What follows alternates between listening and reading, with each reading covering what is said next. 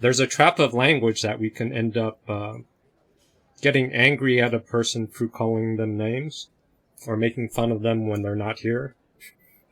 And that's a way we can dump our sense of unfairness. It's a way we can dump our resentment. But it's also a way to avoid our envy, resentment, social status, unfairness, because this is a person who's cheating the social system. They're doing unfair advantages, so our sense of justice comes up, and we want to judge them. But we don't know how to, so we use language, categories, labels to judge them, or we make fun of them, and that eases our sense of unfairness. So we're using language too to self-regulate, but it doesn't build the skill of how to keep them in check or call them out in real life. It just stirs the pot, which can work, but you'd have to get a bunch of other people resentful, and you have to get them focused on something else. That's a playbook that's already being played, so that's much harder.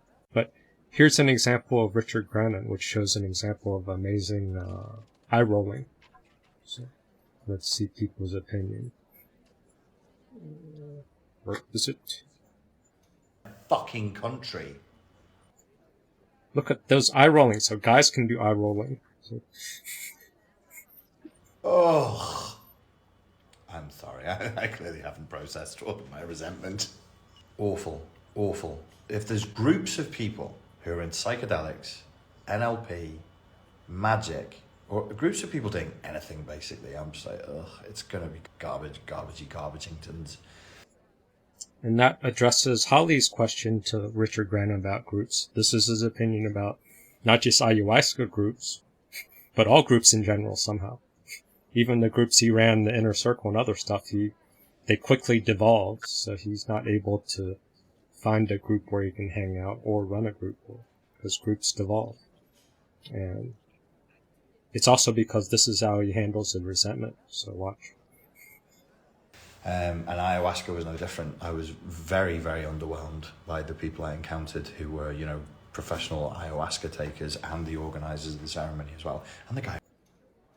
So watch how he's bleeding his resentment sideways, ridiculing the guy because he hasn't dealt with his resentment or envy. Is it just from the ayahuasca trip, the guy, or is it from other things that's all clumped together as a scapegoat? So he's using a projection of this memory to dump his resentment. Led the ceremony. Oh my God, what a tool. Oh, sorry, he was a shaman. Oh, he was a shaman. Toad's a shaman. Totes? Who's Marcus? He's a shaman. Oh, hi, I'm Marcus and I'm a shaman. Oh, hi, Marcus, that's working great.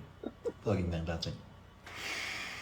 Sounds jealous. So that's using jealousy or ridicule or something. So he's dumping that out sideways, which is okay. It's a way of self-regulating. But the awareness thing is when you're spotting yourself dumping extra hatred, resentment, envy, that's a sign for you to investigate your shadow, investigate your social insecurity, investigate why you had a transaction that you felt wasn't fair, and do better next time. Figure out how to try something different next time. Otherwise, you're just going to keep attacking people, projections of people, and continue getting ripped off. Because there's tons of people that will rip you off. That's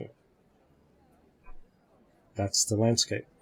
You're so wise, Mark. How did you get to be so... Look at what you can do that with his eyes too, see? But this is why he's a good teacher too. So he can do these nonverbals, quick micro expressions, and then when people are reading it, they sort of copy the micro expression, mirror neurons, so you can transfer micro signals to the group of humor, of excitement, of dismissiveness on the fly. That makes him a very effective teacher or speaker. He's able to do the stuff. It's entertaining and he can capture it. So he's dumping his aggression or his resentment on Marcus. Wise. Well, let me check. See, there's the eye roll, see? He does this better than women, right? Some women.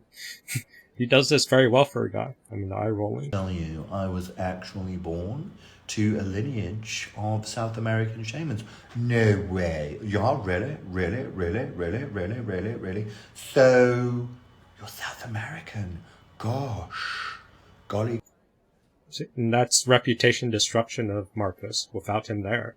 And he's enjoying it. Gosh, wow. Wow, wow. How do you live with the burden of all that responsibility, of the power With that was the granted burden. you by being born in a fucking country? Oh. That's like a pure disgust type thing. And then he just blows it off. I'm sorry, I clearly haven't processed all of my resentment about that experience. If you're out there, Marco, fuck you. Right there. That's a little bit of anger he owned. Then he had to laugh. So that's how much he's disowned his anger. Yeah, that was a bit more honest. That little fuck you was honest. But then he shuts it down. Watch how fast he shuts it down. Laughter. That's his embarrassment. Yeah, no, this is my 11th ayahuasca journey. It's my 11th ayahuasca journey. Yeah. I got my anus bleached today. So, I got my anus bleached. Right there.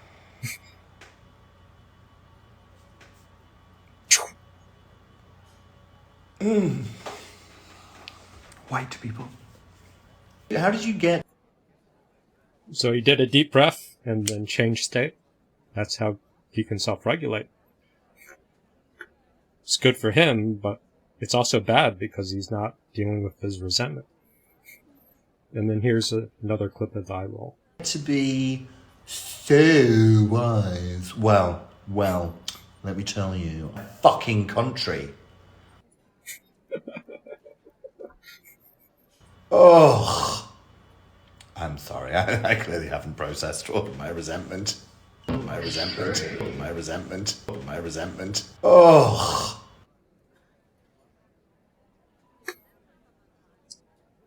So envy might be the reason why we codependents and people can't handle resentment. Because typically in resentment we say forgive. Because resentment is poison waiting for the other person to die. But if you don't go to envy, which is your instinct of transactional fairness, then you don't improve. So you hold on to your last resentment because you're too terrified to jump into another transaction. Or you hold betrayal fears and you put that on your next partner. You get into this resentment loop. And Brandon has it here. Visceral Gravitas says, resentment is a codependent's power. I saw the title of one of your videos the other day, sir, that was suggesting that. I didn't... And he didn't watch it. He saw the title, and then he's going to dig in on his opinion of resentment, which is what? Fully understand, but I'm open to the idea. Maybe you're using the word power like power. Because it's got to be one of the worst emotions you can feel.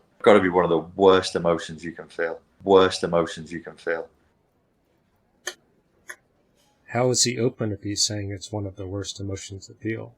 Isn't it sort of doing Brene Brown's? We hate you! We hate you! We hate you! He's writing off resentment. But if resentment is a common feeling that codependents struggle with, that might be one of the doorways, one of the missing pieces.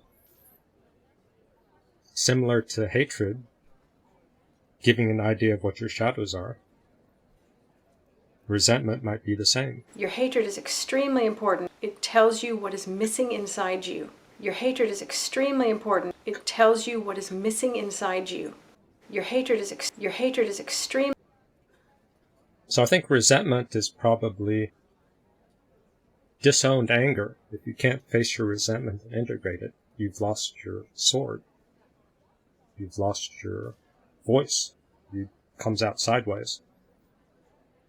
You don't have the precision to go up against pure aggression, like never wanted to be seen as a victim, nor have I ever called myself one. Never wanted to be seen as a victim, nor have I that's ever aggression. called myself That's one. own. Never. I had done nothing wrong. I had done nothing wrong. I had done nothing wrong. I had done nothing wrong. Or this is aggression. You take this armor off, we die. We die. We die. You take this armor off, we die. We die. We die.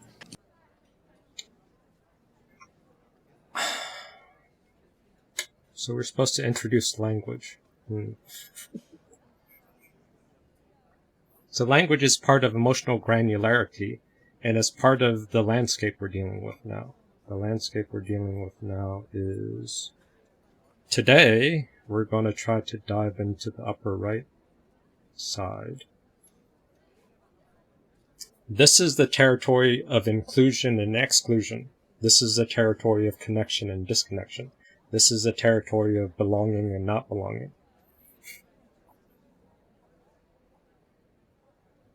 And this is the territory that Brene Brown is obsessed about connection and belonging. But she's actively modeling exclusion.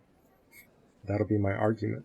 Using language and pre-verbal language to convey selective inclusion. So you talk about connection, belonging, all those nice words. But by saying, We hate you! We hate you! We hate you! We hate just choosing emotions she likes and dislikes, she's actively excluding parts of her humanity. So she's obsessed about shame, and she's actively using exclusion and side-eye and other body language to exclude things, just like Richard Grannon excluded resentment. And it comes from language. So this is a primatologist, so he studies chimpanzees, primates, and humans. And he has a theory of why humans don't act like chimpanzees. Chimpanzees, the biggest bully, beats up everybody. They're at the top of the chain. Humans don't do that. They have the social bully who beats up everyone with language, but we don't have somebody who just beats up people and then takes everything. At country level, that sort of still works. That's what Russia's trying to do.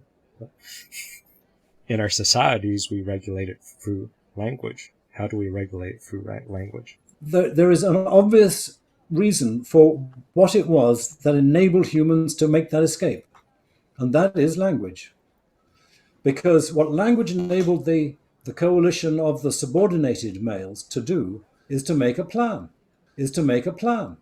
And now all of a sudden, they could convert their individual tendencies for proactive aggression, which are not enough, into an alliance, because they've got to be able to work out how to approach someone and suggest this idea, to float the possibility of killing the offender without themselves being exposed to the possibility of being shopped to the offender and themselves being killed. So isn't this what we're doing with Amber Heard? So she was able to get away with stuff. Now, as a group and as social media, we're making a judgment saying she's not playing fairly. And we're trying to use peer pressure and gossip to try to get her to face justice.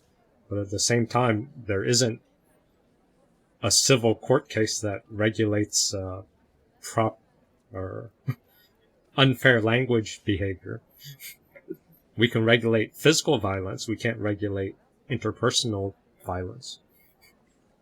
Even with two public figures who have tons of camera and video and technology, all that evidence, the court doesn't regulate this subjective world.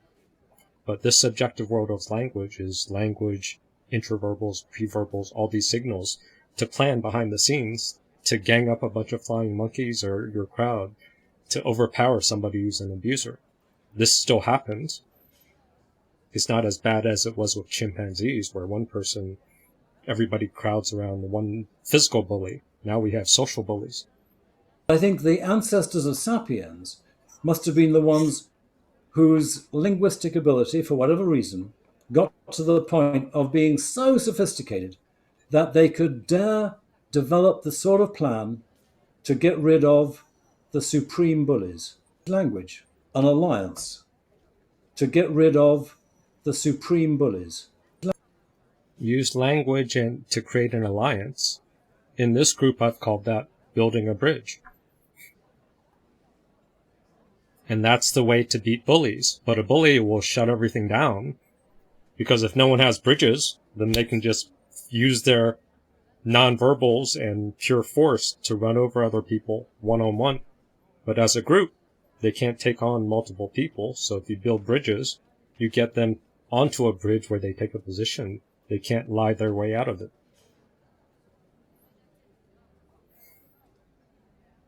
Language.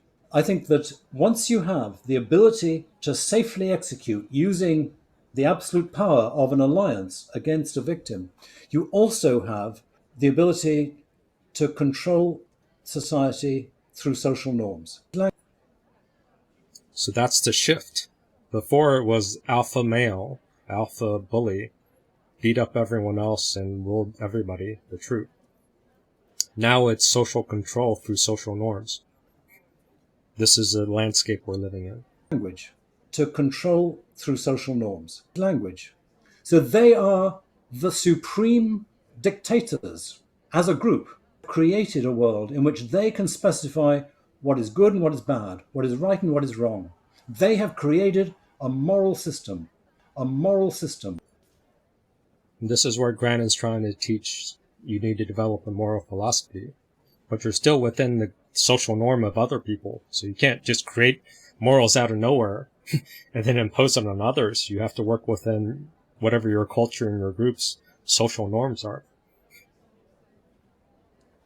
And then if you get a bunch of people in the group to say, these are the norms, one person, they can try to bully everybody one-on-one, but ultimately the group, if you can communicate, create alliances, you can use language to counter a vulnerability bully. The system of justice, religion, politics, the systems of law, ultimately going back to alliances among males who have agreed among themselves not to have any kind of alpha male, the supreme bullies, and who then have the power that they can impose throughout society. Language. To control society through social norms. Language. To control through social norms. Language. So language is what allowed humans to get away from primate, alpha bully rules everything. But now language is the landscape that social bullies use. That's what they're doing when they... No. Now it's just playing with words right now. No. So they're good at playing with words. I was policing her language and her Yes. own judgment. And and they her police own people's judgment. language. And her Yes. own judgment. I was policing her language and her Yes. own judgment. And her Yes. own judgment. Why do they police language? Because language allows you to create alliances with other people so that the truth overpowers their one bullying tactic. But if they can keep you off balance by messing with your language, by messing with your communication, and everybody's not communicating well, then they can knock off one person at a time, divide and conquer. So this is our current landscape of messing with communication.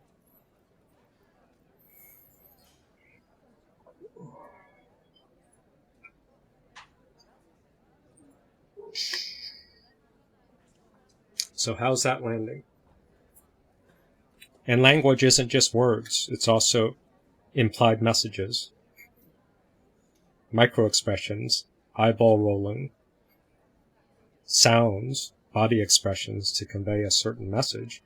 And the message, I'm going to argue, is exclusion and inclusion, or exclusion and selective inclusion. If you do something or you don't do something, I'm going to selectively include you until I give you the next demand. And this is our society. Isn't luxury, by definition, exclusive access? Luxury brands, parties, you pay more for exclusiveness. Our patriarchy, our economic system, is about excluding people. And cancel culture is the same thing. One person that does something that's over the line, you try to exclude them, erase them from the future. So language is the warfare, is the territory. That's what we're fighting in now. So we have to get good at recognizing subtle language. Maybe this will be a softer bridge. I think the obsession with words, with linguistics in PC is, I don't give a fuck what you call me, I care how you treat me. So I'm very interested in social justice. But oh, right there. I don't care what words you're using, I care how you treat me. So the focus is now shifting on words instead of behaviors. So you get so focused on not using certain words, they're excluding words, exclusion, and they're confusing you because you have to use all your energy to manage certain words. Now you're not noticing that they're bullying you. They're using the behaviors, the negative behaviors, but they're covering it up with the opposite words. Like last week we had the professor who was saying, you can't hurt anyone's feelings while she's hurting everyone's feelings. So her behavior was policing other people to not do something while she's doing it. And since everyone's focused on the communication sanction that she was dictating outwards, her behavior inconsistency is invisible. Very clever. Because by using exclusion, you forget the positive. That's sort of what Amber Heard is doing with this.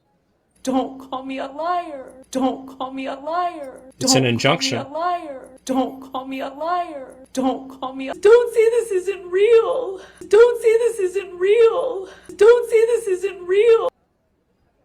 That's just doubt is met with aggression.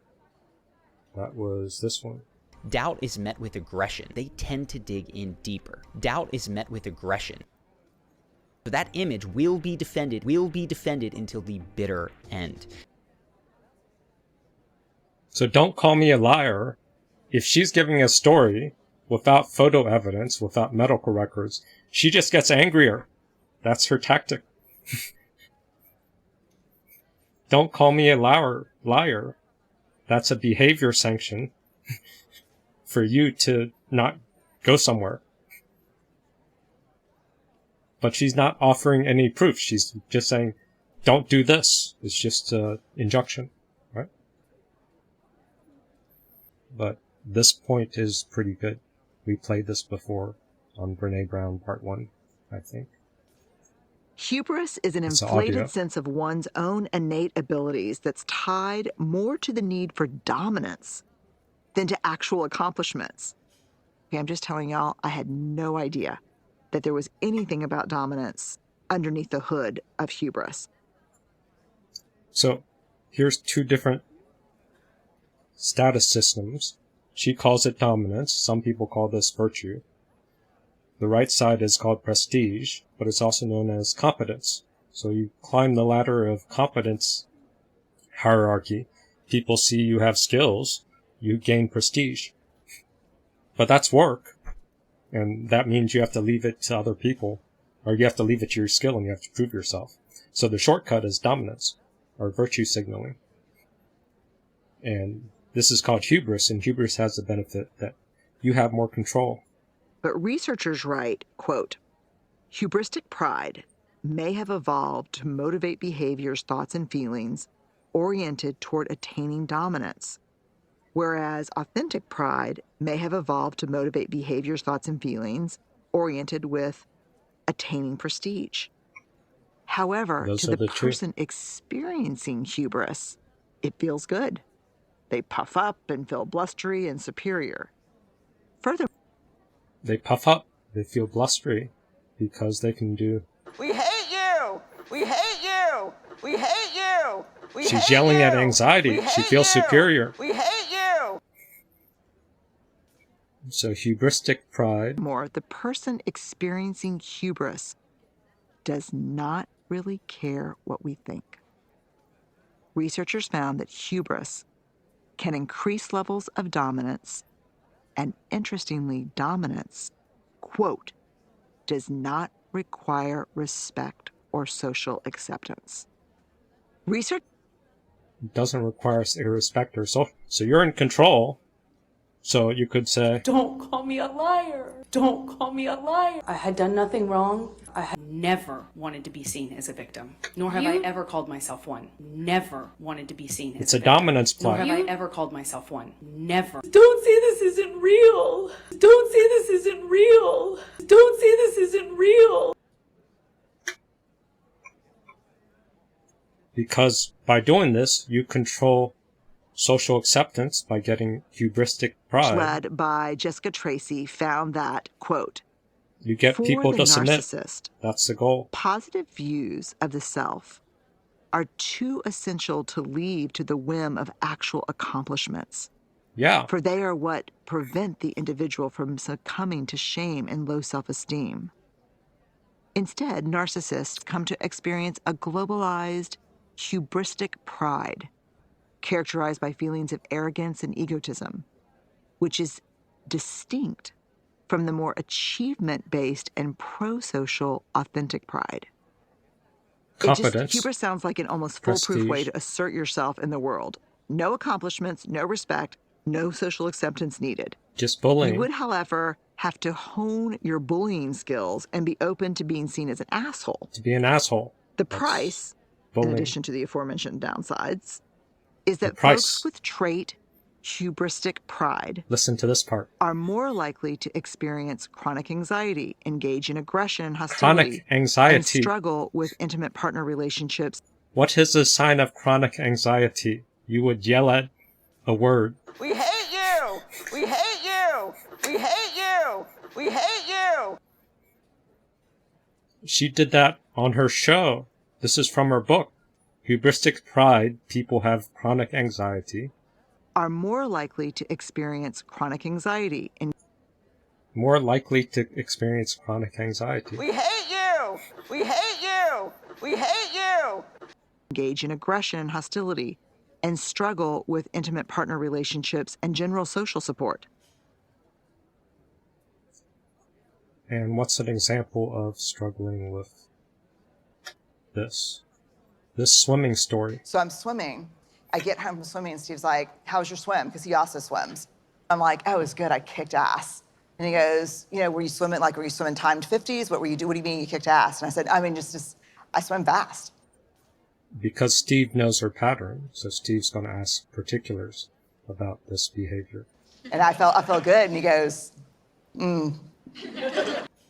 Hubristic pride. Did you race somebody, Brene? I was like, she swims a lot. Oh, yeah. How old is she? I don't know. She's like, you know, back half, like the rest of us. How back half? Look, she's 85, but let me tell you something. She's a good swimmer. And he said, what'd you beat her in? And I said, everything, everything, everything.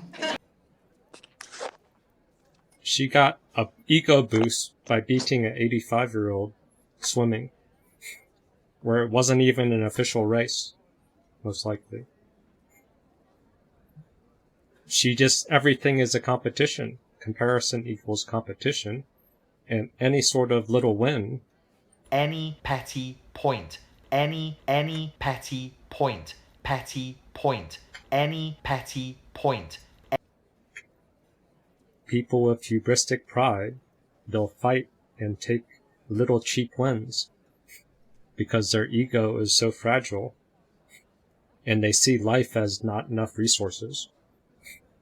And they have a weird relationship with resentment and envy, which we'll try to share her as a case study. And then if we have time, maybe some of Amber Heard. Welcome, Dave. Let's see. We just started, so you didn't miss much, but you might get more intense. Sounds good. So this is Brene Brown about comparison. Comparison is not a choice. We will always compare. And that's because we need to see our social safety. If we're falling behind, everyone else is doing something that's normal and we're doing something abnormal, it puts us at social risk. So we always compare. But what's her answer to compare, and what's her definition of comparing? This is unusual. Or maybe I'm weird, so if you agree with her, jump in. Comparison is the crush of conformity from one side and competition from the other. It's trying to simultaneously fit in and stand out. I'm not trying to beat the time for master swimmers my age. I'm trying to beat the person right next to me. That was a swimming story. Even if it's an 85-year-old, even if it's a 20-year-old triathlon, she'll want to beat the person next to her. That's how she sees comparison. I'm trying to beat the person right next to me. I don't care if my kids are behaving better than the kids in general. What about the ones right next to them at the grocery store? You know, we compare, we want to fit in and be a part, but then we want to be better than everyone else. Look at this collective we. She believes it, right? How many people in the group also believe this? You go and you have a kid and you want to compete against the kid next to you. You drive down the street and you want to compete against the car next to you. What kind of crazy person is this? You see how manipulators and abusers, aggressors, they're using this fuel all the time. They're constantly in this competition mode. Their ego feels threatened all over the place. They've taken comparison and exclusion and it's amped up to wahoo. It's really charged. Better than everyone else. And that is the crush of comparison. This is my final note on it because this is just the killer. Be like everyone else, but better. This is how she translates comparison. Be like everyone else, but better. But better. And that's problematic. So the audio part's a little slower, but it's more complete. These researchers describe how we use comparison not only to evaluate past and current outcomes, but to predict future prospects. Comparison helps you update your map. How did this work versus how did that work? What will I try next time? Comparison is very important. I like this. I like that. What am I going to choose next? Comparison is integral in life.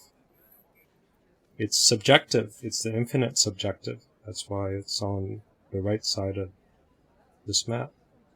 It allows you to appreciate beauty, art, poetry, creativity, fun, humor, all the positives of shared subjectiveness.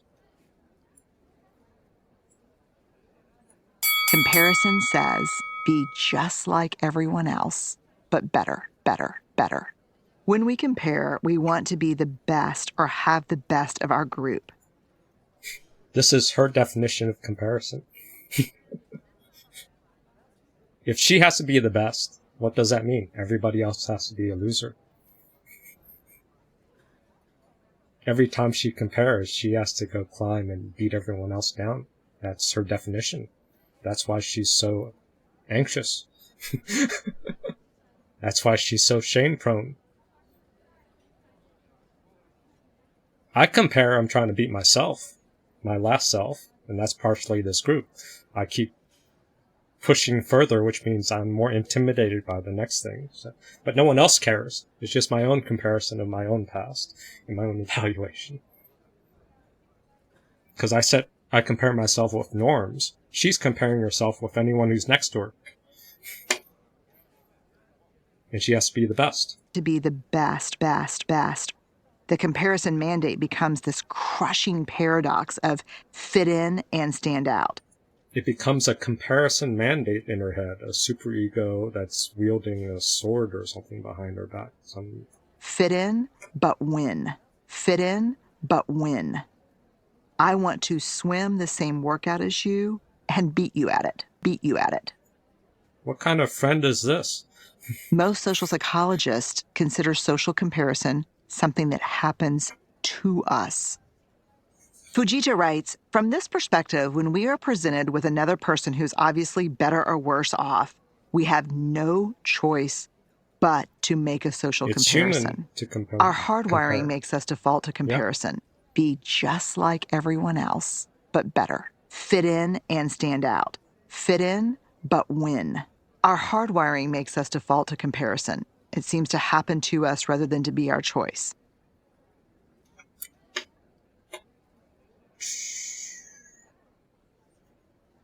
So if you have someone who's a partner and slowly you see the red flags that they can't take any small loss, they can't admit any fault, and you catch that early, that's a red flag. When I had my BPD wounding from my friend's wife, first I had a narcissistic wounding, and the biggest wounding was when we had this silly race in Hawaii up a hill or something, and I used to climb stairs all the time at home, so I had good leaping strength. So I had beat her up the hill easily, but then I just slowed down because it was, I don't want to embarrass her. It was like it was already over. And then at the end, she beat me because I let off. And I didn't care, but I said something that pointed out her pettiness. I said, "Oh, you just can't lose." And it wasn't a personal attack. I wasn't trying to point it out, but after that moment, she started escalating attacks on me.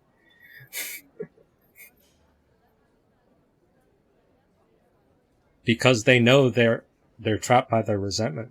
They know they're trapped by their pettiness. They know they're trapped by their comparison. So that would be the weak point for Amber. She can't be wrong. She can't be victim. Make fun of that in front of her.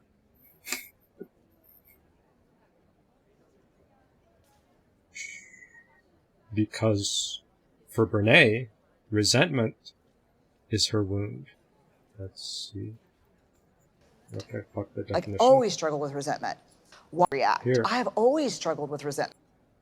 This is another emotion she hates. How many emotions does she hate? Or this one she just struggles with, so she didn't say, we hate you. So she's always struggled with resentment. Like, always struggled with resentment. Why aren't, I'm so resentful, why aren't you? I'm thinking, oh, they're taking the weekend off. I'm not mad because you're not working. I'm mad because I'm not taking the weekend off. Well, that's her fucking fault. I'm not mad because there's stuff, well, I'm a little bit mad about the sink and the counter, but I'm mad because why can't I enjoy myself in my house if everything's not perfect? Because she has to win every single thing. And so there's a knife up against my throat. This is what you're facing. This is a reveal. This is what it feels like inside herself when resentment is her trap. There is a knife up against her throat. There's a knife, but I'm holding it. There's a knife up against my throat, but I'm holding it. I'm holding it. This is how she's describing resentment.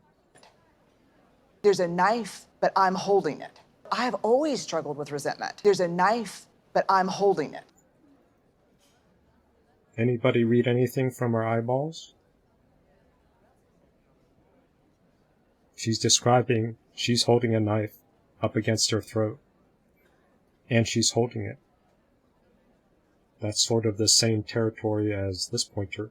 You take this armor off, we die. We die. We die. You take this armor off, we die. That's why Amber talking about her fear feels genuine, because it's about her armor. It's not about getting beat up by Johnny Depp. That's why all the stuff is confusing. Because Never wanted to be seen as a victim, nor have I ever called myself one. Never wanted to be seen as a victim, nor have I ever called myself one. Never wanted to be seen as a victim. This is what caught my attention Never at the end of her cross. It was also earlier. She openly admitted she hates being a victim, but her whole plea of saying Johnny abused me is saying I'm victim.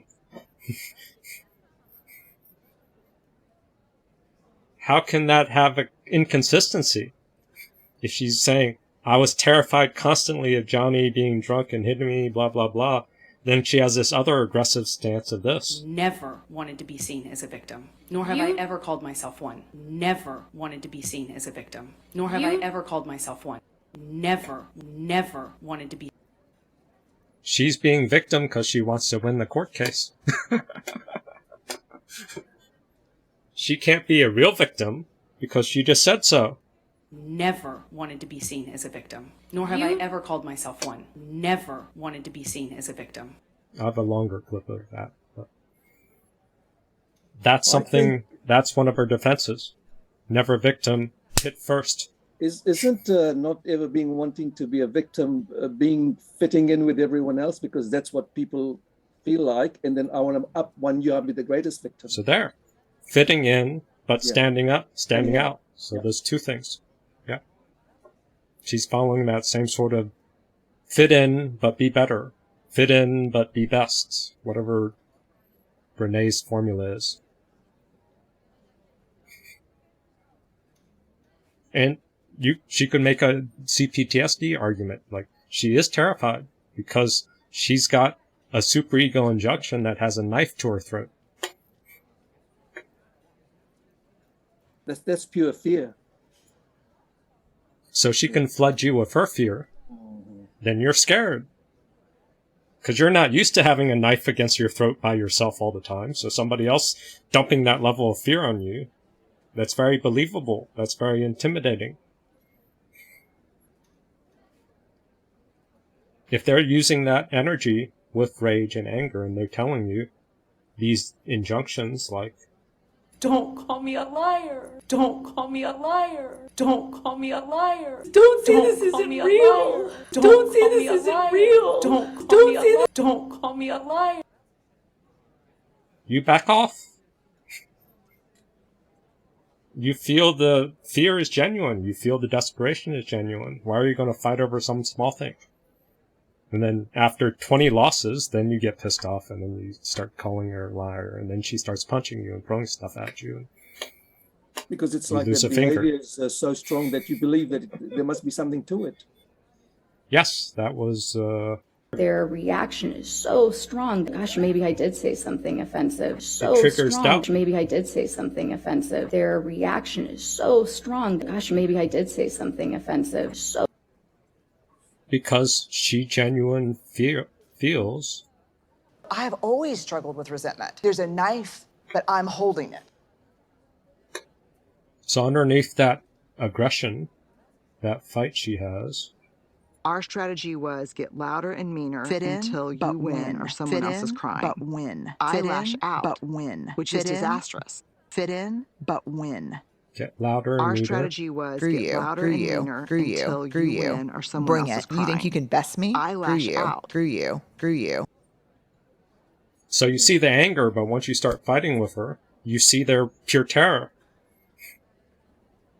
Then they make the victim story because they genuinely are terrified because they have a knife to their throat to win. They think losing is a moral injury. It destroys their character. They fall all apart because comparison is competition. Competition equals must beat the other person. Which means if you're their friend, you have to constantly lose. What kind of friend is that?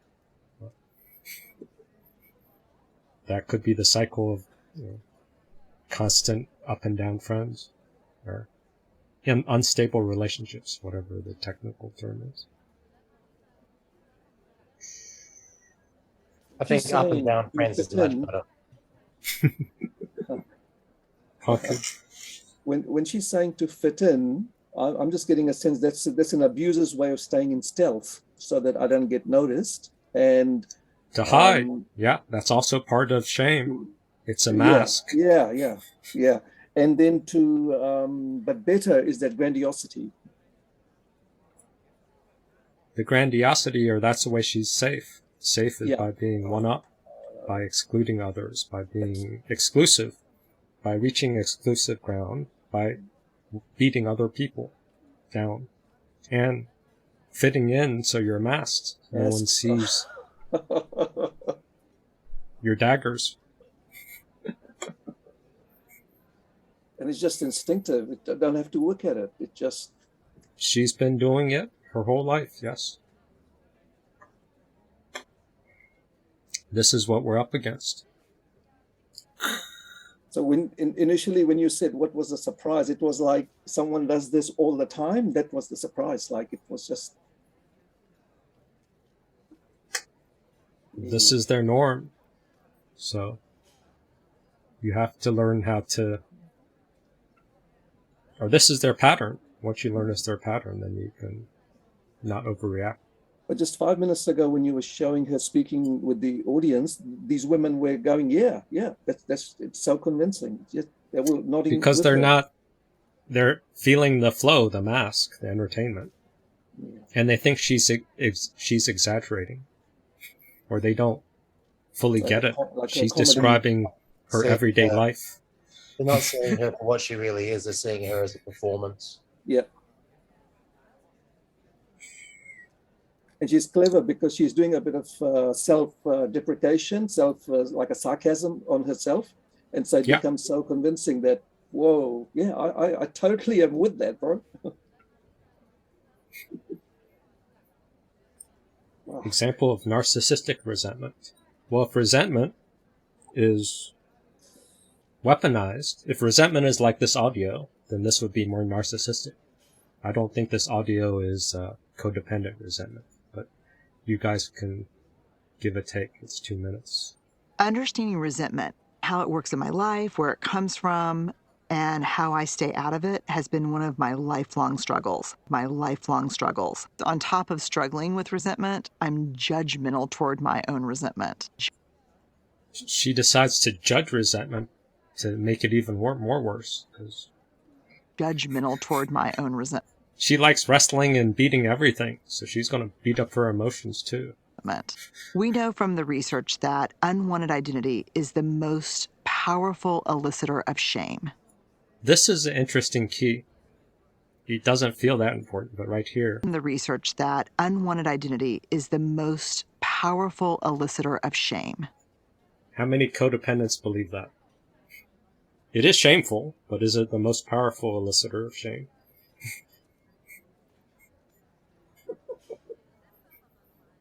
But what do you think Amber says? Make sure that couldn't be labeled these things, couldn't be labeled these things, couldn't be labeled. That's the same thing. Make sure that couldn't be labeled these things, couldn't be labeled these things, couldn't be labeled. I got to make sure you're not going to label me with an unwanted identity. Labeled these things, couldn't be labeled. That's the energy behind all these statements. Never wanted to be seen as a victim, nor have I ever called myself one. Don't call me a liar. Don't. Liar is an unwanted identity. Don't call me a liar. Don't say this isn't real. Don't say this isn't real is an unwanted identity. This isn't real. Call me a Never liar. wanted to be seen as a victim, nor have I ever called myself. Don't call me a liar. Don't call me. So victim is an unwanted identity. It elicits shame in Amber Heard. Resentment is an unwanted identity. It elicits shame in Brene Brown. Not just elicits, the most powerful elicitor of shame. So narcissistic resentment is people who overreact to an unwanted identity based on their own whim. Based on their own button. Even if it's totally against the group consensus, even if it's whatever, they decide my identity is whatever the fuck I want to make it. So if they don't have any sense of self, if they have no sense of self, yeah, that makes sense. They make it up. All the so fucking that's time, like on the spin, yeah. This was a little gem from her audiobook. Another one's later. Unwanted identity is the most powerful elicitor of shame. If you want to know And this is in the book, so she's got editors and people working with her, and they're reading this too. Are they all narcissists or what? What's likely to trigger shame for you? Just fill in this sentence stem. It's really important for me to not be perceived as blank. So 2 of the words on my list are resentful and bitter. Like, it's really... Those are her 2 buttons. That's why her husband said, "Did you race someone earlier? You look happy. Did you race somebody? Who'd you race? Oh, how old? 85? Oh." Because he was pointing out her resentment and bitterness, her pettiness, because he knows her buttons. Important for me not to be perceived as resentful or bitter. So I struggle with feeling resentment, and I struggle with how struggling with resentment makes me feel. For years, I assumed that resentment was a form of anger related to my perfectionism. I mostly felt resentful toward people whom I perceived to be not working or sacrificing or grinding or perfecting or advocating as hard as I was.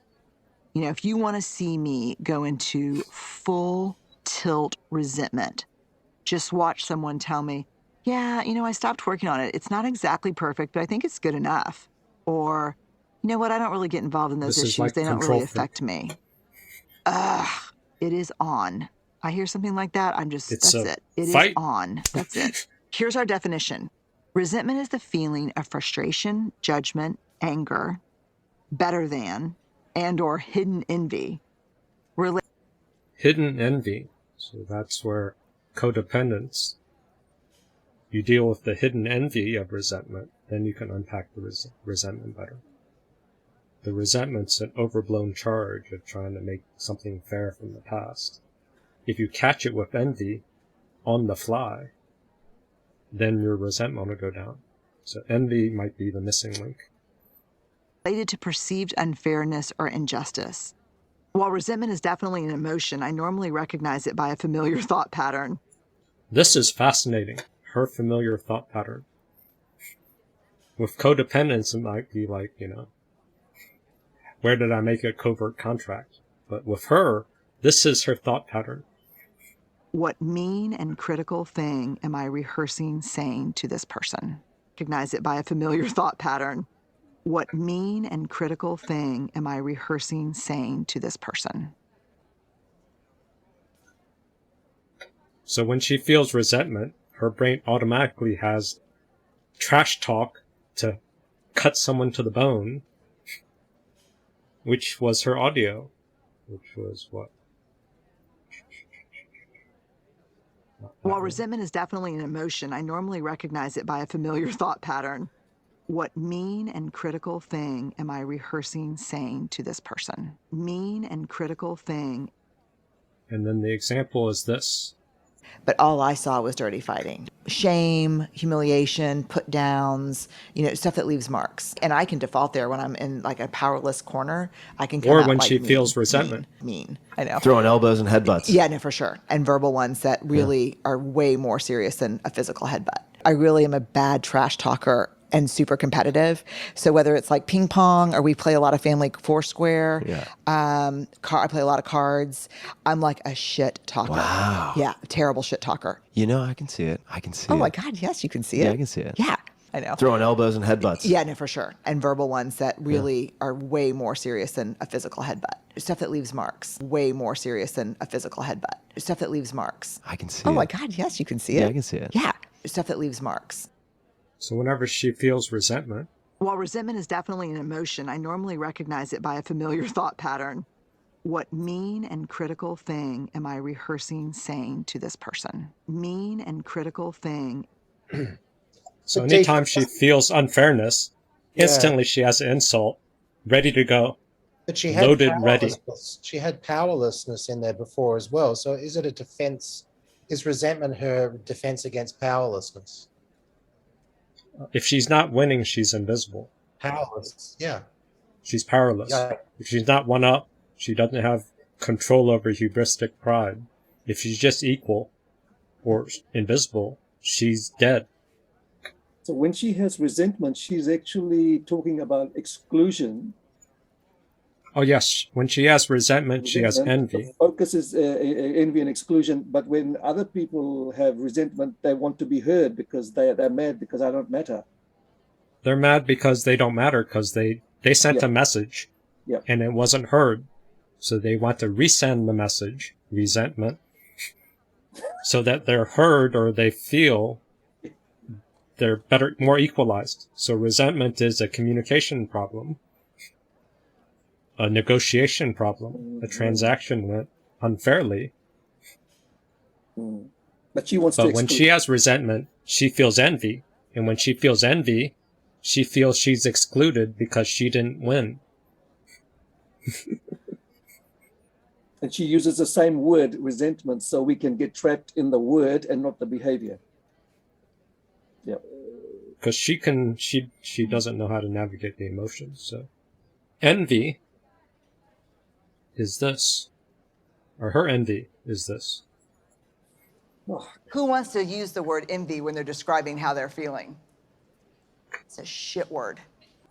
It's another thing she hates. So she hates anxiety. She judges resentment. And she thinks envy is a shit word.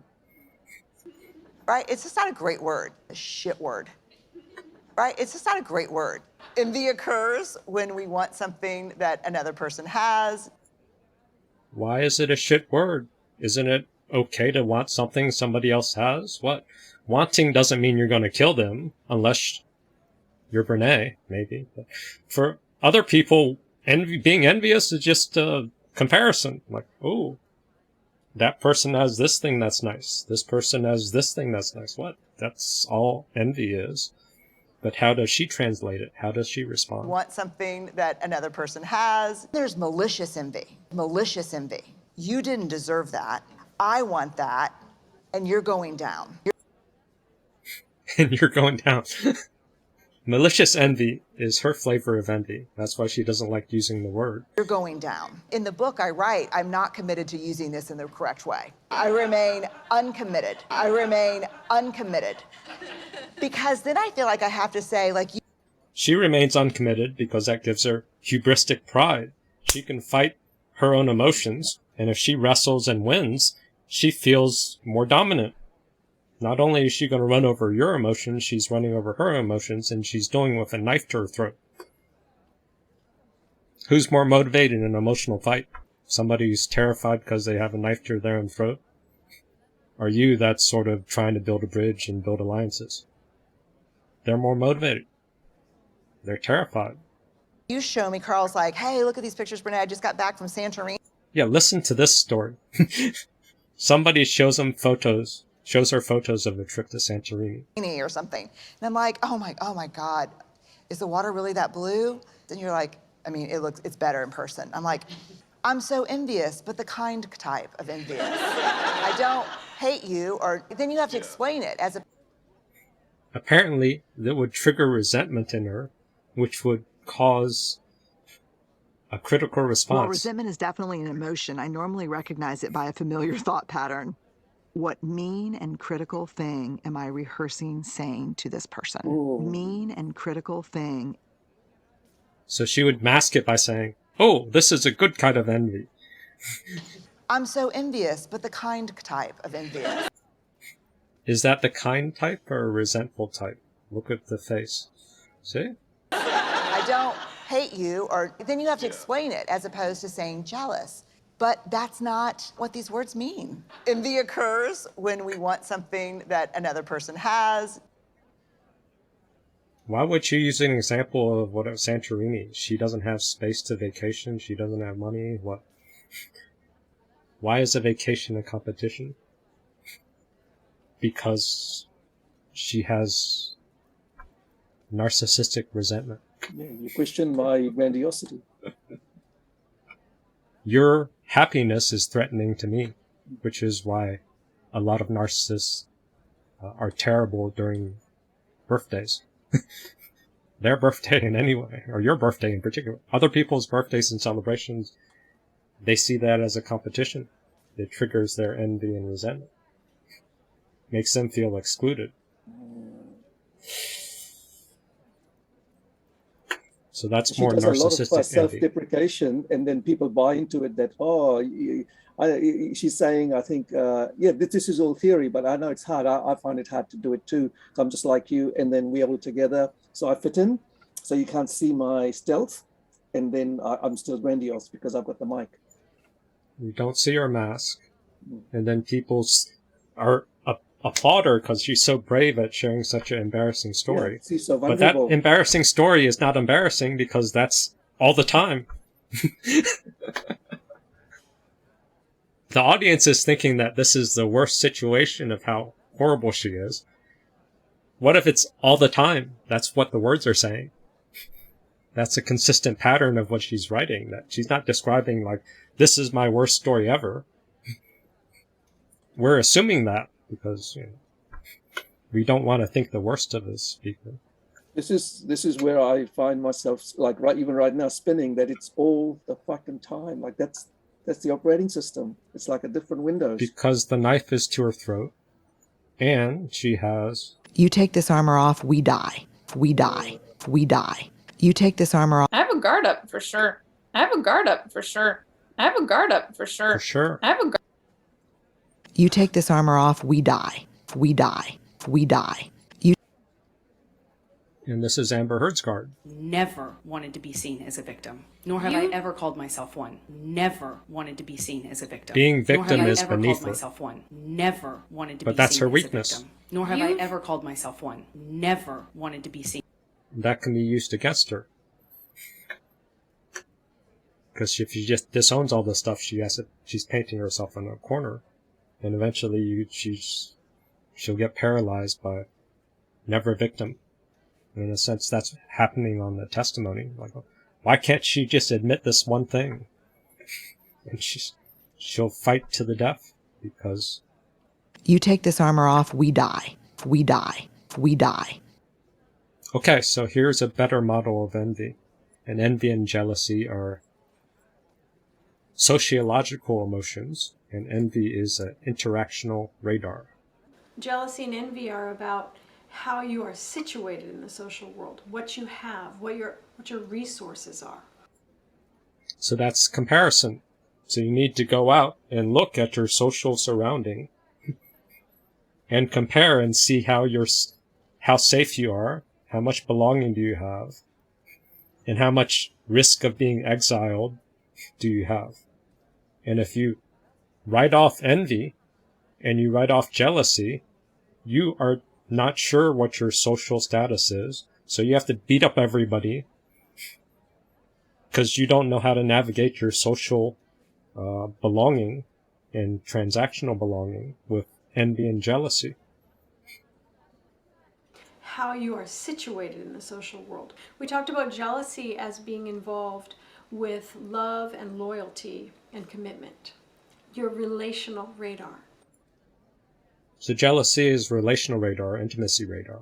So that's more your love partner. And then Johnny Depp had a lot of jealousy issues because he got modeled crazy intimacy from his parents fighting. So he's not secure in a relationship. He's at risk of, he's constantly paranoid that his partner is going to cheat or do something. So he's highly jealous because he's not socially confident that his love partners are trustworthy. So if you trust your love partner and you don't have too much betrayal history, then you aren't going to have huge jealousy issues. It's only going to come up when there's reasonable risk. But if you have unresolved jealousy and betrayal, then you're going to project your past betrayal onto your next partner, and you're going to probably make them cheat because your betrayal issues. We're talking about envy. Jealousy, your relational radar. Envy is different. I call envy interactional radar. And it is about your access to resources, to money, to attention, and it's also about fairness. So attention and fairness. Because resources, now we're all adults, you can manage your money. So attention, it's our interactional radar for attention.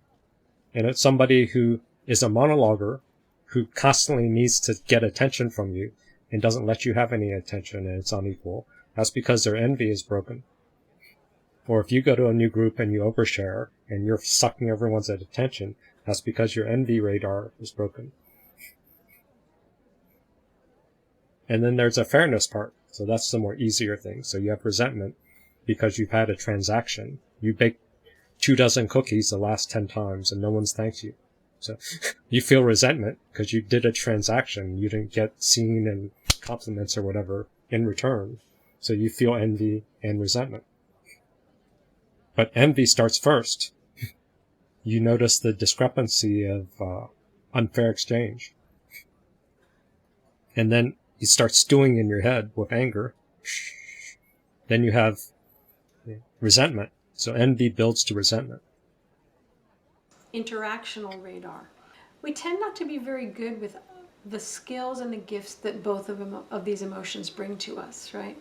So if something is unfair, if someone is being given more than you are without deserving it, without working for it, your envy should come up. Because socially speaking, it's not a safe environment for you. There is not fairness, there is not security, and your needs are being pushed aside in deference to another. Envy needs to come up at this point. There's that whole instinct of watching the... So envy comes up, but that's before anger. Envy is just like, oh, unfair exchange. That doesn't mean you jump the gun and cut someone's throat off. Unless you have narcissistic resentment, and that's what you would do. But just be aware. Learn how to feel envy. Social situation that envy does, and this understanding of the whole interaction that is going on. Interactional radar.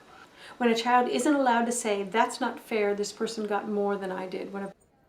This is a grooming. So if you grew up where your envy got shut down, then you get used to not being able to navigate envy.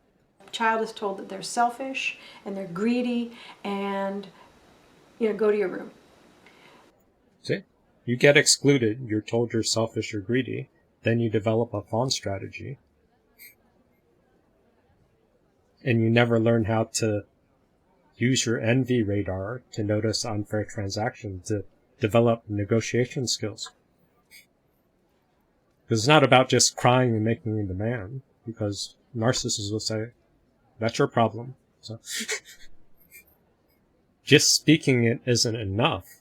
You learn to translate your envy. What they're told is that this natural core of understanding the social world, understanding access to resources, understanding fairness, that this is not welcome in this family, or this is not welcome at school, or this is not welcome. It gets shut down at school. That was last week with that teacher. Unfair happenings where the teacher just runs over you. Like, you can't hurt people's feelings. You have to accept this asshole on your table. That's unfair. But then the injunction runs over that. So schools and parents are teaching shutting down the voice of envy, which indirectly shuts down angry baby. Because when your envy isn't allowed to speak, then you stew in anger, but then if you get quashed again, then your I'm matter voice gets killed. So maybe it starts with envy. By quashing envy, it takes care of quashing resentment, and it takes care of quashing your voice. It's a starting point. They lose their capacity to understand the healthy and equitable distribution of resources. So envy will tell you there's a betrayal here, there's an unfairness here, there's an inequity here. And the next thing is, how do I make it right? So that's the question of how do you treat unresolved envy and jealousy? And the answers to that are as individual as each of us, but you have to dive into your shadow. There's no 3-step plan, but you have to survey the landscape, update your map, make some changes, and then try new things. It is envy that tells you that inequity is occurring, right? And so listen to your envy. And you don't scapegoat somebody. like Richard Grandin scapegoated his projection, then shut down his resentment, which means it's just going to come back next time. You have to stay in your resentment to get to the envy to see what the transactional, why you fucked up the transaction. So if you go to a store and every time you pay and you're paying $10 extra, or you're losing in the negotiation, you're going to feel resentful because everybody else is paying this fee and you're paying extra. So you need to change something or change a store or something because you're getting ripped off constantly. If you just quash your resentment, you forgive them and you still keep getting ripped off, your envy and resentment's still going to keep coming.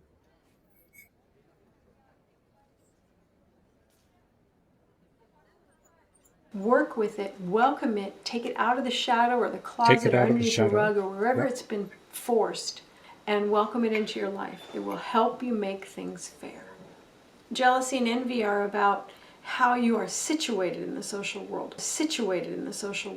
So now I'm very curious about the jealousy. Jealousy and betrayal. Yes, because I have a lot of betrayal wounds. So. Well, then the betrayal wounds, if you could link that to what you hate socially or relationally, that would guide you to your shadow. And that would guide you to your blind spot. So you fall into relationships with people and you're scared of betrayal because you have your jealousy has noticed there's a pattern of getting betrayed or getting surprised relationally.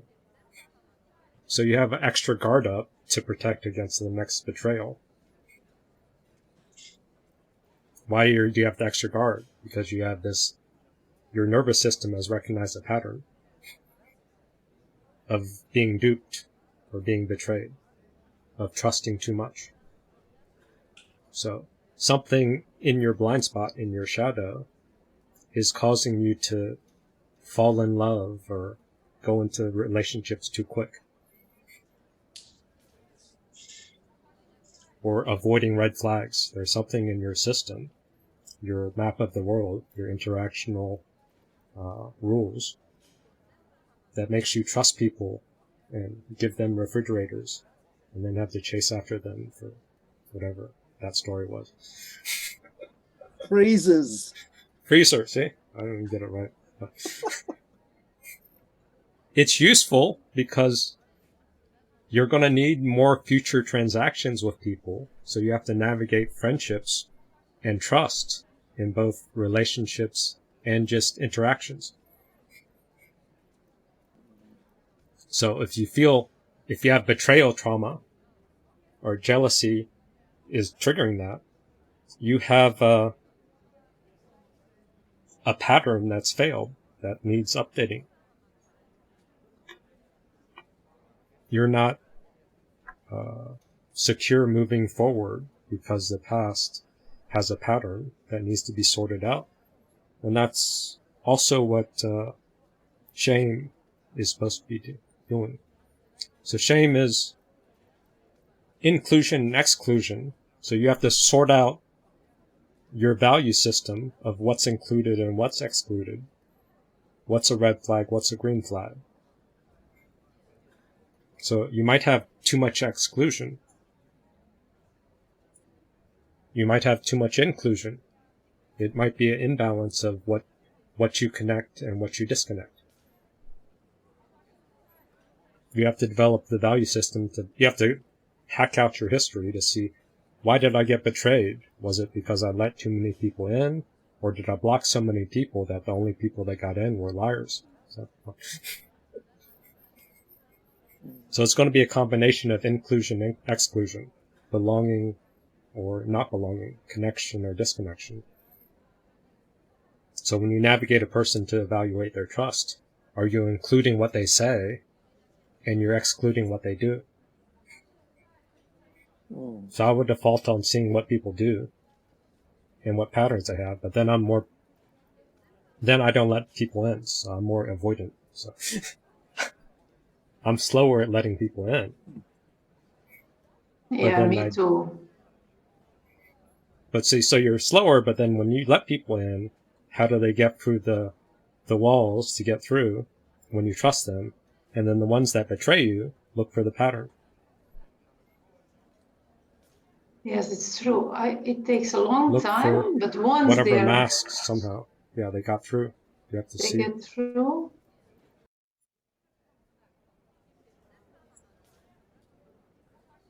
I don't know. You welcome your jealousy. Sit with it. Ask questions. You're attached to the shared fantasy, somebody who oversells. And then those are the ones that'll cheat because they're going to try really hard to win you. But after they get you, you're bored. So they find someone else. So they're more prone to cheat because you're so guarded with normal people, or normal people are so boring. Yeah, that's true. They are. Yeah, see? They're sweet, so that's boring. They're sweet and predictable and trustworthy. Yeah, but that's boring. A roller coaster. This highly subjective space. That's envy and jealousy, navigating what's included, what's excluded, what belongs and what doesn't, sorting out all of your interactions, all of your relationships. Yeah, and it also points out what is important to me, because I always get envious on stuff that's really important to me. If it's not, if someone gets a new car, I couldn't care less because that's not important to me.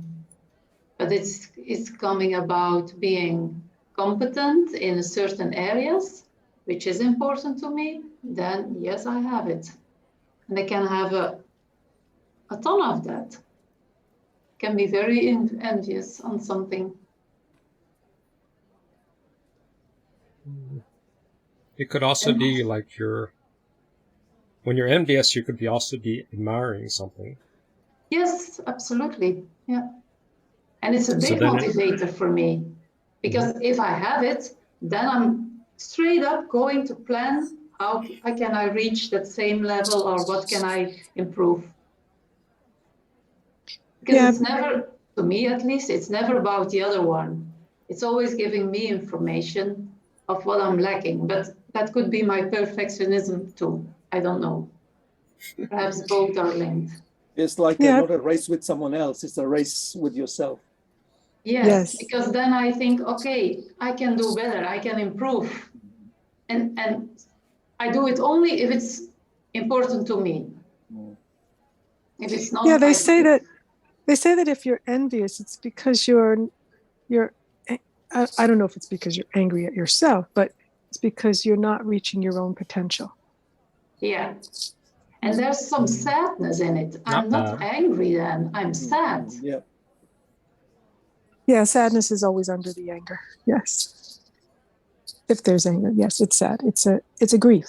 Mm-hmm. Yeah, it's grief and a kind of disappointment too. Sure. I'm disappointed in myself, and disappointment is a really hard emotion for me. I think I create too much hope and expectations for myself and others. Ooh. Super ego. You think so? That's a super ego? Be more perfect. Why are you such a loser? If it's more disappointment. No, it's avoiding shame, because it makes me feel incompetent, and then I feel shame. That's my biggest shame trigger. Is there a competition? No, it's not a competition. I don't match my own values. Okay. Yeah, that is shame and morals. Yeah.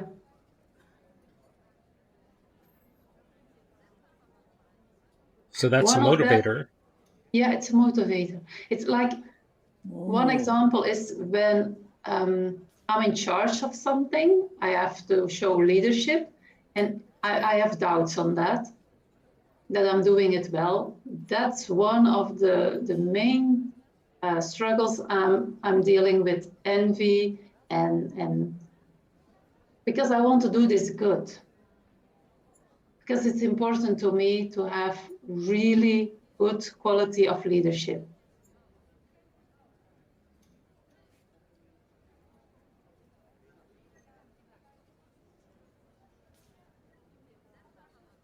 Mm-hmm. Well, see, then if you want good quality, then you have to see how are you evaluating your subjective standard. So how much do you use the audience, their feedback? How much do you use your own personal evaluation? And can you find a third-party objective evaluation of either recording or something more concrete that can be evaluated? Because your own personal view might be loaded, and also your audience might be loaded or lying or easy to Yes, please. I noticed that because they're projecting. Mostly people are projecting stuff. So So to noticed navigate skillful competence, you have to maybe triangulate. So you need your audience, you need your own evaluation, then you need some sort of meta view. Yes. And combining all those three will give you a more balanced evaluation. So then you can take that, and then you can slowly compare those threes with multiple performances. Mm-hmm. And the goal is more so to first find out where you are, and then you can track how the performances go. And then you'll be more stable in navigating what you include, what you exclude, and where you work on improvements. Because it's a process, it's a motion. It's like a flow. So first you get oriented to see where you are. Then you have a couple data points, so you have progress tracking. And then you balance out the challenge so that it's not too boring and it's not too hard, so it's in the middle. And when it's in the middle and you get qualitative, subjective highs from it, you get into the flow state. Yeah, Then you can look up Mihai Csikszentmihalyi's book, or Kotler and the other guy who's added on to it, to get in creative flow states where you have the right amount of inclusion, exclusion, challenge, and ease to get that sweet spot of flow, creative flow. Yeah. That's the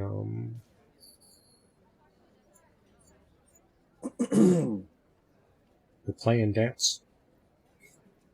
So you take actions and you slowly practice, be creative, perform, and you play and dance with comparison and environments and actions. And as you do more, you get into flow, you create better performances or art or experiences.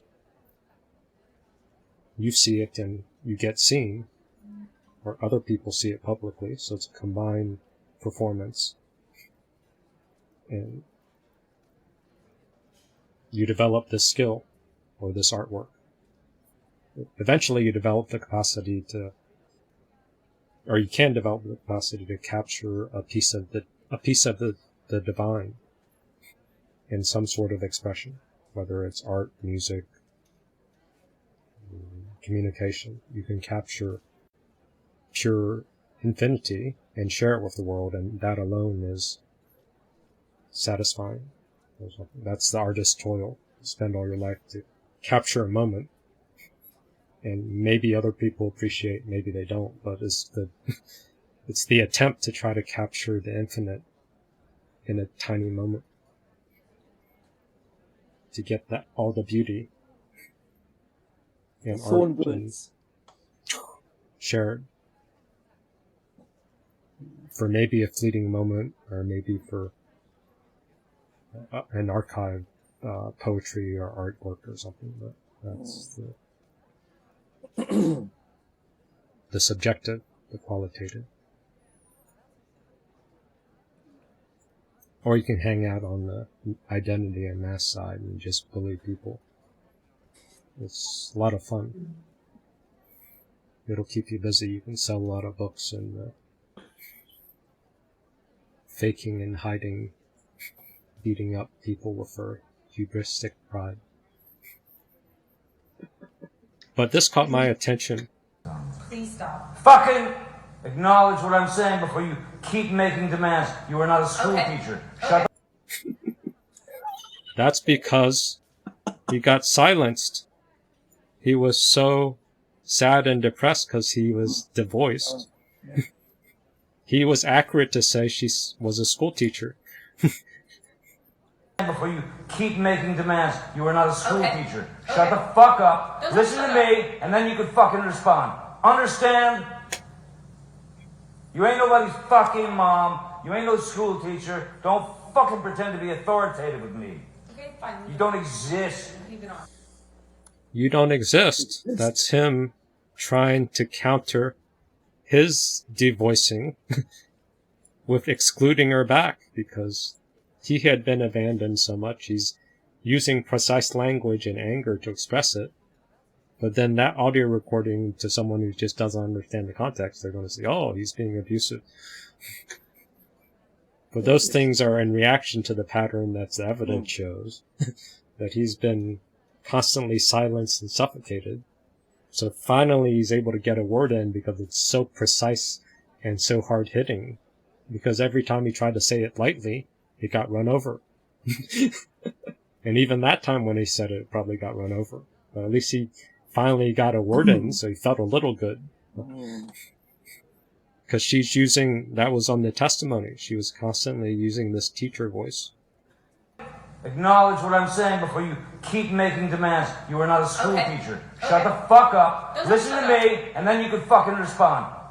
And that's probably what people wanted the judge to do, because you just keep answering and flooding, filibuster. That's one of her strategies.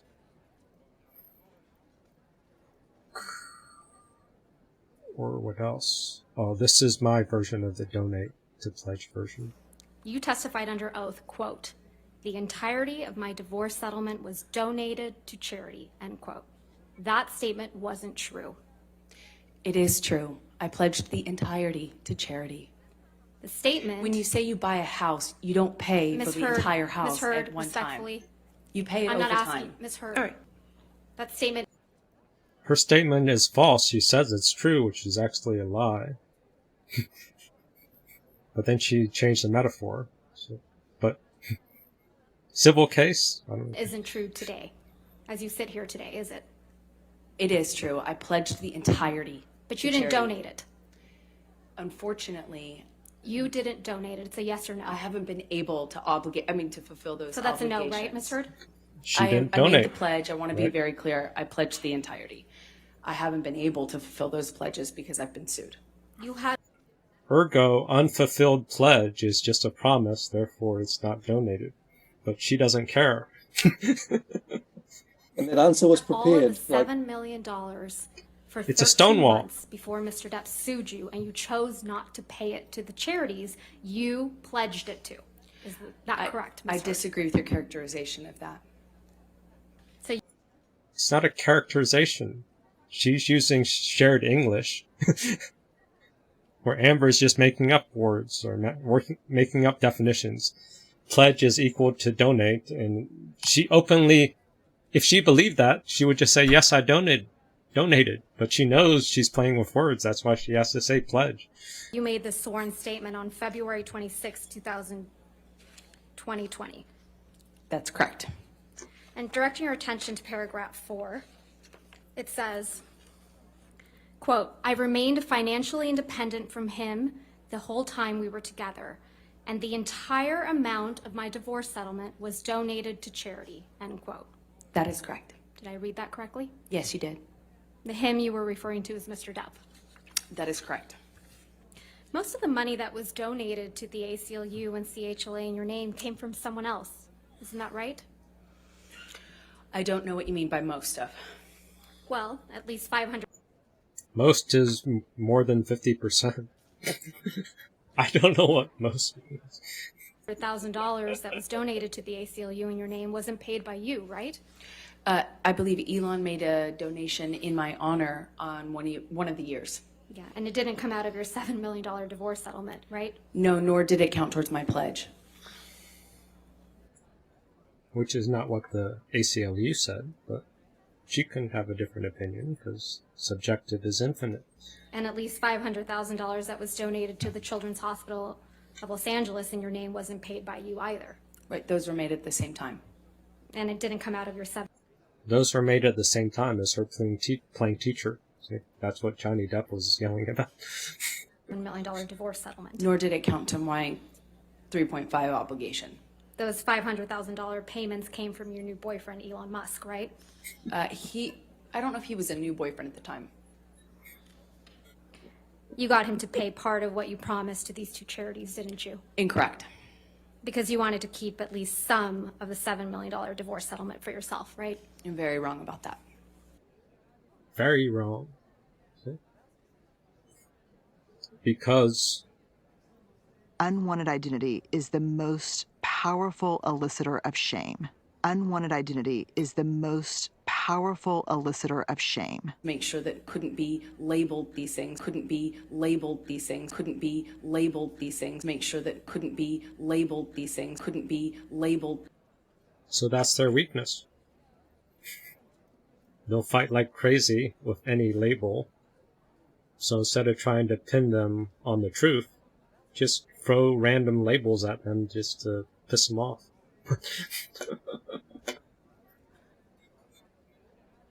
Because any unwanted label, they're going to fight to the death. So throw out a bunch of unwanted labels, tire them out, and then you can throw in the label you want. So once they know the label you want, then they're going to fight to death, but cause a bunch of smoke by throwing all kinds of random unwanted labels. Typically to their button. What's their button? I don't have that sense. But whatever they defend the most. So in this example with Amber, what would be an example of the kinds of labels you can first try out and then throw the right one? Never wanted to be seen as a victim, nor have I ever called myself one. Never wanted to be seen as a victim, nor have I ever called myself one. Never victim is beneath her. Wanted to be seen as a victim. Never. That's obvious, or that's what I call it, as pretty obvious. And don't call me a liar. Don't call me a liar. Don't call me a liar. Don't call me a liar. So I would ridicule that. Yeah. Oh, I wish you're I never could lie wrong. like you. I wish I could lie I had like done you. nothing You're so wrong. amazing. That's I had done nothing wrong. No. I had done nothing wrong. Opposite. I had done nothing wrong. I had done nothing wrong. I had done nothing wrong. You never do anything wrong. You're always right. I would somehow try to ridicule that. Okay.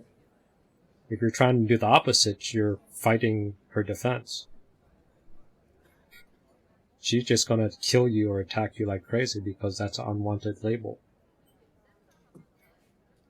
That's eliciting shame. So once you know the label, then you shame it. You ridicule it. You mock it. You try to mock it in public. That's what Brene Brown's husband did. Oh, you're happy. Did you race someone? Oh, how old of a person did you race? Oh, 85 and you're what, 40, 50? You're enjoying that cheap win? I think you're giving him too much credit, because if he's that good, she couldn't be with him. Can you imagine being with somebody every day who's better than you in, you know?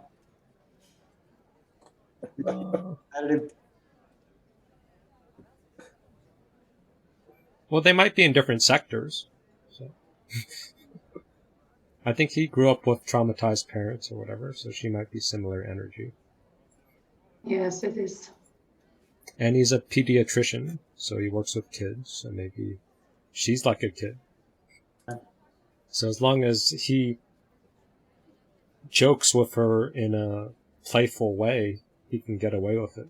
if he jokes with her in a competitive way, she's gonna clock him. Yeah. You wanna up me? Yeah. Yeah. So as long as he follows the injunctions and doesn't get in the way of this. Screw you. Bring it. You think you can best me? Screw you. Screw you. Screw you. I think you described her as a retreater. So he's not an escalator. But yeah, it's probably a pretty messy family. What relationship isn't? Yeah. I think it's a kind of like Iman was telling that at a certain point he didn't go into conflict anymore with his girlfriend, just to not lose all this energy. So I think we're doing the same with the resentment, not doing it because it's taking so much energy. And then we are better at avoiding or pleasing or whatever we do. Yeah, but you're facing this. So most narcissists and toxic people do not care about being right. They care about the argument and the fussing and the fighting. And if you're new here, I'm a narcissist. I have narcissistic personality disorder. So when you're dealing with a narcissist and trying to confront them with the truth, trying to prove a point to them, that does not matter to them. The truth literally does not matter to a narcissist. They like the fussing and the fighting and throwing you off They like the truth. the conflict. You can say something like, hey babe, the sky is so blue today. And they'll say something like, actually it's light green. And then you, knowing that the sky is blue, want to prove they a just point like to them. And y'all end poking up you. fussing and fighting and arguing and no resolution. They still don't care that the sky is blue. They cared about the argument and being able to trigger you, being able to throw you off. But that's why I say that most times when you deal with a narcissist, the best way to engage with them, if you have to engage with them, is straight to the point. Letting a narcissist talk to you too much ends up with you being gaslit, manipulated, and typically it ends up in reactive abuse. If you don't know what reactive abuse is when a narcissist pushes your... So that was part of, what was it? To engage with them, if you have to engage with them, it's straight to the point. Letting a narcissist... That was Johnny Depp getting angry and calling her a teacher and telling her to shut the fuck up. Talk to you too much ends up with you being gaslit, manipulated, and typically it ends up in reactive abuse. If you don't know what reactive Then if abuse you talk is when a longer- narcissist pushes your buttons, it makes you explode and look like the crazy person in an argument. Or They'll get reactive abuse or claim reactive abuse. So yeah, lose-lose. Dave, can you post that in the video? chat? Yeah, the one you just played of. Oh, you want a copy? Yeah. That'd be easier. Mental Me Hammock Healness. releases so Me much Hammock, stuff. yeah. Yeah, I'll never find it. Oh, do you have a copy of it? Because I know it's buried somewhere. I think it's not too big since it's a 1 minute video. It'd be awesome. I'd like to share it with my sister. It's 9 megs though. Oh, Zoom allows it. But I think they also search for just Your button close, yeah, but everything, because they continuously have this need to dump their own shit. So Yeah. even if you don't make a conflict, they will Poke. at least evoke something. Yeah, pushing those buttons, like Brenda was telling. That because that's what they need, because they're bored out of their minds. They could They be need a lot bored, of entertainment. or they don't have enough narcissistic supply, or their ego got hurt, so they're looking Yeah. for a dominance hit, hubristic supply, to repair their ego. So it's always, because they always run on low. Yeah. Because they're socially cut off from their envy and jealousy, so they don't know where they are on the social scale and in the relational scale. They don't know how safe they are. But I don't understand how you say they are cut off of their envy, because like my mom, my God, she was... Well, she's highly envious because she's grandiose and entitled, so she just thinks she's jealous and envious of everyone else. But that's not an accurate view of the world. That's a 2-year-old that says, I deserve everything. That's not. Yeah, that's what my grandiose ex-husband did too. Yeah. It's he envy, was but it's not awful. healthy. It's just this, I deserve everything. That's not how the world works. So anger is not about controlling other people's behaviors.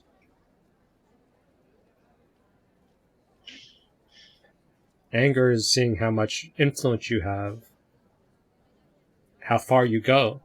How far can you go? Where is the limit of your influence? Where is the limit of your power? Where is the limit of you being able to state your needs or assert yourself? That's what anger is for.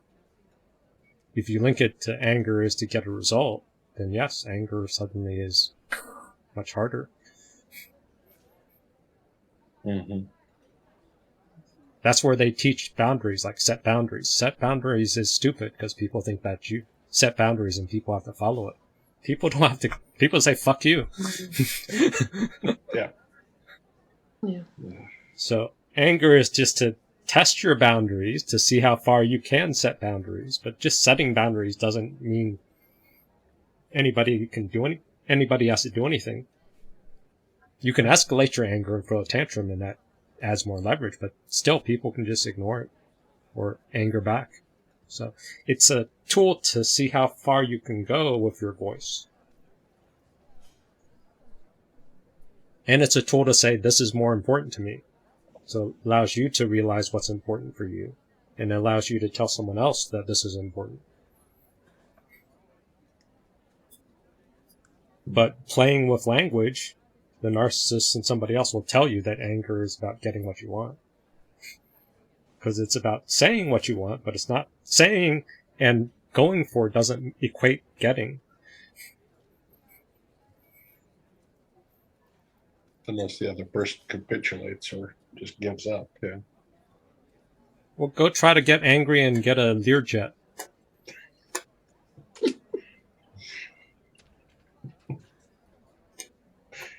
It doesn't work in the real world, does it? No. To a 2-year-old who doesn't know, they throw tantrums in the parents' cave and say, oh, anger equals someone gives me shit. That's not adult thinking. Right.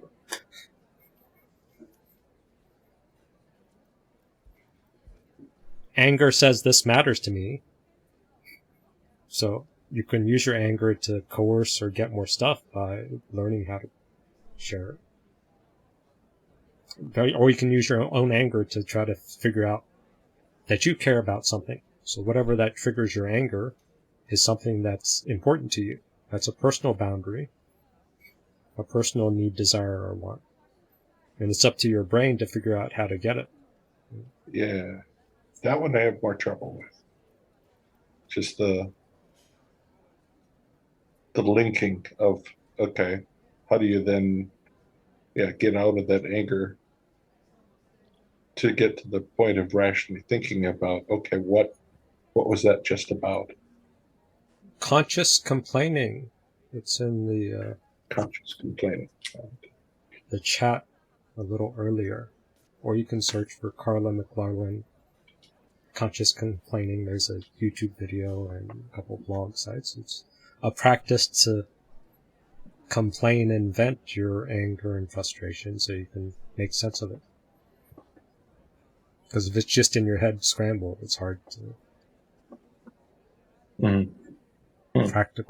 practically use it. And if you just shut down when it finally comes out, it's also hard to make useful. So. Yes. But yeah, conflict and anger is taboo or judged by codependence. So this was another interesting part from her testimony. You weren't scared of him at all, were you? I have a mixed relationship with Johnny, and one in which I'm scared, one in which I love him very much. I'm not talking about your mixed relationship. That night, in Australia, after you cut off his finger with a bottle, you weren't scared of him at all. So specific of that night, Australia, the fight where his finger got cut off and she's claiming all the craziness. Were you? This is a man who tried to kill me, course it's scary. Her answer is, of course it's scary. She couldn't use a pronoun of saying, I was scared. Simple question. Her description earlier was describing how she was all scared, felt like scary, but in a simple answer here, she said, of course it was scary. How did she phrase it? To kill me. Of course it's scary. Of course it's scary.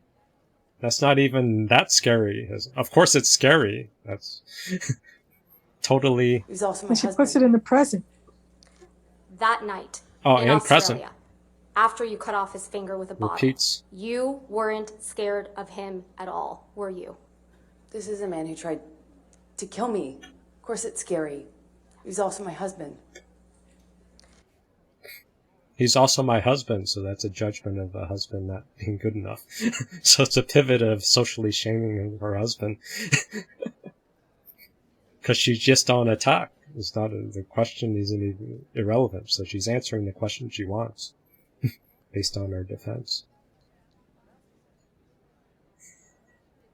But this one was like, I thought this was key. Trying to get him to not call me a liar, because everything that I had said to date and everything I've said to date now is the truth.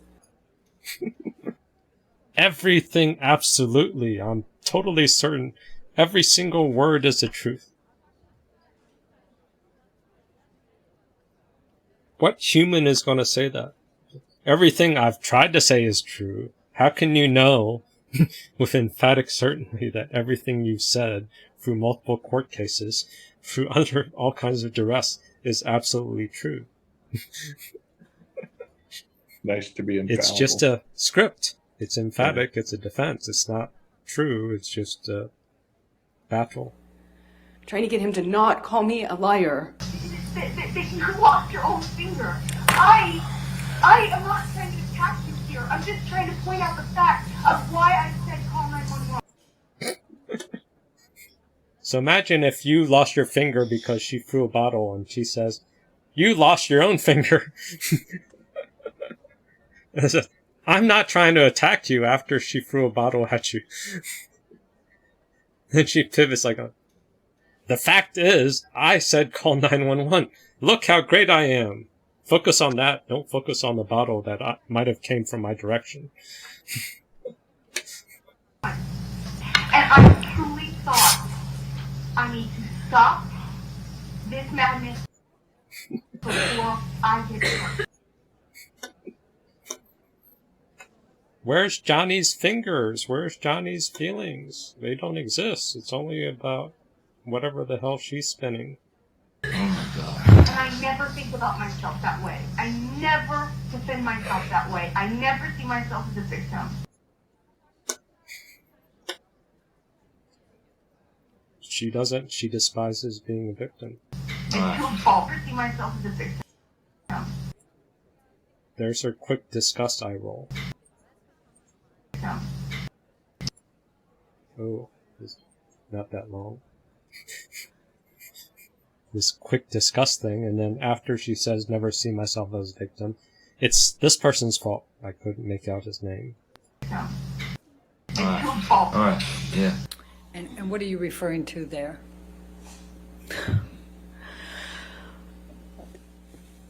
That I don't want to call myself a victim. I don't like to think of myself as a victim, and I don't want him to think I'm attacking him or blaming him. See?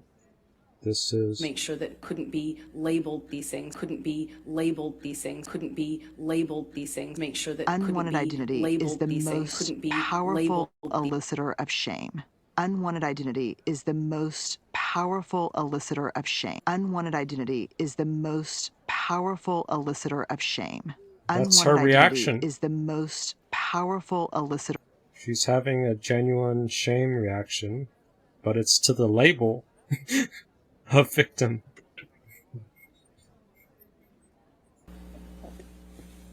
That I don't want to call myself a victim. I don't like to think of myself as a victim, and I don't want him to think I'm attacking him or blaming him. That I didn't want to hurt him. I don't want anything from him. Just don't call me a liar. It's all I said. Just don't call me a liar. That's all she said. That's so reasonable. That's all you have to do, which means You can't challenge anything I say at all. It's so easy. Don't call me a liar. That's all I'm asking. Believe everything I say. Take it at face value. Take all the blame. Call me a liar. Don't say this isn't real. Don't say this. Don't challenge my fantasy. Don't say this isn't real. I only have my integrity. And the unfortunate thing is What about mine? taking it a step further. Fuck your integrity. But she didn't even have to answer that. She just kept talking. What about mine? I'm trying to say these literally in words. I'm out of my mouth. I'm trying to say to you, literally, with words out of my mouth. That's what I'm trying to say to you. Every step of the way, I have said to them, the thing is, they're hurting Johnny by this because every time that they call me a liar or they say this is not Filibuster. At the time, I was being called a liar and my motives were being questioned. How dare you? I did see it as important to clear that up. I wanted to make a statement to make sure that there was not any doubt that I couldn't be labeled these things, just couldn't be labeled these things because unwanted identity is the most powerful elicitor of shame. Unwanted identity is the most powerful elicitor of shame. This is when our words are more concise. They're still word salady, but they're more concise and consistent when it's fighting off a label she doesn't like. because Johnny was a bigger star and had more publicity reach. You wanted to remind everyone of your claims of domestic violence against Mr. Depp, right? No, I wanted to move on with my life. You wanted to make those claims seem believable. They are believable. They were believable. You wanted to be seen, as a noble victim of domestic violence, I have never wanted to be seen as a victim. Nor have I ever called myself one. I never think about myself that way. I never defend myself that way. I never see myself as a victim. That I couldn't be labeled these things. I have never wanted to be seen as a victim. Nor have I ever called myself one. Trying to get him to not call me a liar, not call me a liar, not call me a liar. I see myself as a victim.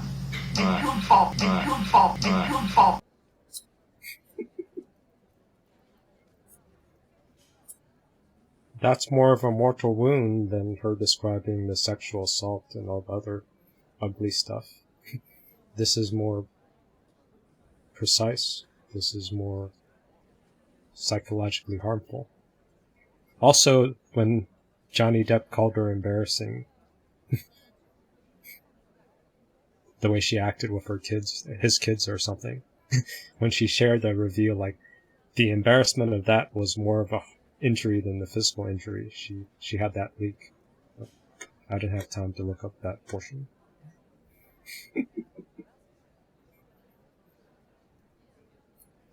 So people still tell the truth. They still tell them themselves. You just have to sort through all the noise. Which is inclusion, exclusion, envy, jealousy, shame, quality, trash. We have the emotion of sorting through good, bad, noise, gold, and that's a muscle you can build.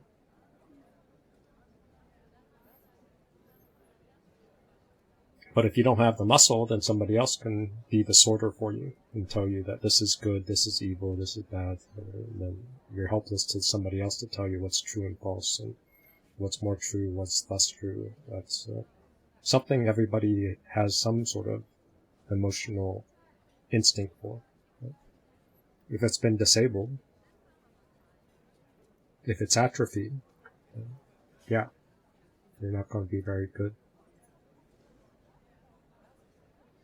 Like, they want to make you feel defeated. That's why they will rarely ever, like, celebrate your successes with you.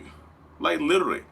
Like, you want to graduate from college and they only have a GED, or they dropped out at 8th grade or something like that. You're going to do it on your own, and they're going to make a scene that you're going to make a scene that you're going to make a scene that fit in. And a lot of times, if you are this person that's seeking validation, that needs they just want to win from this narcissistic person, so if you lose, they're going to make you work extremely hard to try to get that validation. If you struggle, nothing you do will ever be that's a win. good enough for a narcissist. It just won't. So if you just decide to change their hairstyle, that's not good enough. Hey, I changed my hair. You like this? It's cool. I guess it's better than what you had. You know what I mean? That type of stuff right there. They want you to feel defeated. It's a battle between narcissists and whoever they're dealing with. The battle is between the narcissist and the world. You are in the world, so you are battling against the narcissist. Narcissist versus world. You're in the world, so you're battling the narcissist. Listen to the laugh. So you are battling against the narcissist. Yuck, yuck, yuck, yuck. That's what a narcissist thinks. Everybody's fair game because the world is threatening. That's their attitude. Yeah, I've actually heard They that. want you. Yeah, I've heard that pour out of one's mouth. Yeah. Yeah, it's terrifying. It's disgusting. I don't get it. I am looking at your faces all. I don't see disgust. How can that be? Because it's so ridiculous. Oh yeah, okay, that can be a feeling too. Because I hear that. I only Like, sense disgust. Oh my God! Like what? Yeah. Next level will be ridicule, I think. It's honest. I like the honesty part. They want you to feel defeated. So they can't beat you financially. So what they're going to do is start to attack you intellectually and try to bring you down and try to, perpetuate all your insecurities. They're going to talk about your past and your trauma and your childhood and your parents, your relationship with your parents, or how your first divorce or your last relationship that fell apart. They're going to tear you down brick by brick. Systematically. They want you to feel defeated, to feel defeated, to feel defeated. Point. Any petty point. Any. Because they need supply. They're petty. They need narcissistic supply. They're an addict. Hubristic supply. So getting any cheap dominant win covers up their shame, covers up their envy, jealousy, gives them a little narcotic hit from feeling worthless, feeling like a loser. So if you give them a win and then you ridicule them for being petty, ha ha ha, you've destroyed the win. You soured the win. That's all it takes. You think the argument's about the argument. Argument isn't about the argument. They just want to win. Point out that they're petty. Give them the win and laugh at them.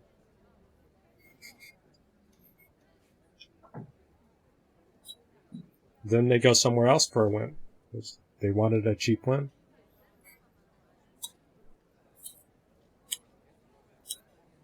You flood them with a cheap win, then you poison the well with ridicule. Then they'll go somewhere else.